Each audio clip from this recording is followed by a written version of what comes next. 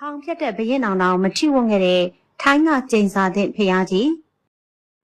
ဒါကတော့ထိုင်းတနိုင်ငံလုံးကိုမှွေနှောက်ခဲ့တဲ့ဘရင်အောင်တောင်မထိရဲခဲ့တဲ့သမိုင်းတွေကကျိန်စာတဲ့ဖျားကြီးပဲဖြစ်ပါတယ်ဒီဖျားနဲ့ပတ်သက်တဲ့ရာဇဝင်တွေကလည်းအရန်ကိုကြောက်ဖို့ကောင်းပြီးပုံကံကြီးလာပါတယ်ဆိုတဲ့အလောင်းမင်းတရားကြီးတောင်ဒီဖျားရဲ့တကူကြောင့်ထိုင်းနယ်စပ်ကိုကပ်ဖို့အခက်အခဲဖြစ်ခဲ့ရပါတယ်ဒါတွေမကသေးပဲမကြသေးခင်က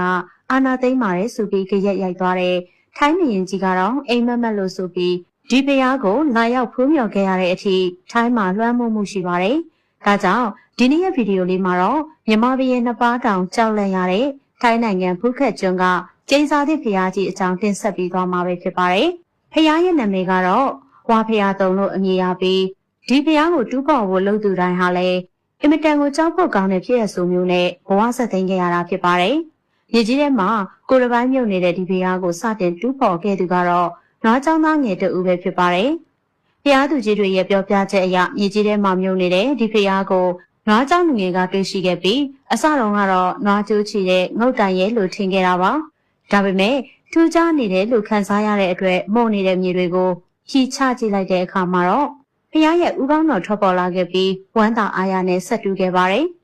ဒီလိုနဲ့ဖျားရဲ့ခါးနာရောက်တဲ့အခါနွားကျောင်းသားဟာဘာအကြောင်းပြချက်မှမရှိပဲပြစ်လဲတေဆုံးသွားခဲ့ရပြီးအနားမှာရှိတဲ့နွားပါမစီမဆိုင်တေဆုံးခဲ့ရပါတယ်။ဒါကြောင့်ရွာသူကြီးကရောက်လာပြီးဒီဖျားကိုဆက်တူးကြဖို့အမိန့်ပေးတဲ့အခါမှာလဲစကားမဆုံးရင်မာတဲ့မိုးကြိုးထိမှန်ပြီးဘဝကူးသွားခဲ့ပါတယ်။ဘလောက်ဆိုလဲဆိုရင်ဖျားကိုတူဖို့အမိန့်ပေးလိုက်တာနဲ့ပျက်စီးကိန်းတွေကျုံရတဲ့အတွက်ရှင်မရင်များကတောင်ဒီဖျားရဲ့ကျိန်စာကိုကြောက်လွန်းလို့ဝေးဝေးရှောင်ခဲ့ရပါတယ်။ဒါအပြင်ဖျားကိုကာထားတော်တွေနဲ့ရွက်ဖက်ပူဇော်မယ်ဆိုရင်ဒါမှမဟုတ်ဖျားကြတော့မယ်ဆိုရင်မျက်နှာချင်းဆိုင်အရှိကနေရှ िख ိုးလို့မရပဲကန်ဆိုးမှုတွေဖြစ်တတ်ပါတယ်။ဒါကြောင့်ဖျားရဲ့ဥကောင်းအနောက်ဘက်ကသာဆူတောင်းဖို့ပြုရပြီးသစ္စာမှန်ရင်အကြံအောင်နေဆိုသလိုတချို့ဆူတောင်းနေဆိုရင်ရက်အတိအကျအချိန်အတိအကျနဲ့ကိုဆူတောင်းပြည့်တယ်လို့လည်းပြောကြပါတယ်။ပိုပြီးထူးခြားတဲ့အချက်ကတော့ထိုင်းနိုင်ငံလုံးကိုမြန်မာတွေကြိုက်တယ်လို့ကျူးကျော်စစ်ဆင်နွှဲခဲ့ပေမဲ့ဖူးခက်ကျွန်းကိုတော့ဘလို့လှုပ်လုံးဝမရပဲဖျားကြီးကိုထိဖို့မပြောနဲ့အနားတော်မကန်နိုင်ခဲ့တာဖြစ်ပါတယ်။ဒါကြောင့်သူ့အလိုလိုမြေကြီးတဲ့ကထွက်ပေါ်လာခဲ့တဲ့ဒီကိုယ်တစ်ပိုင်းဖျားကြီးကိုအနီးအနားရှိဒေသခံပြည်သူများက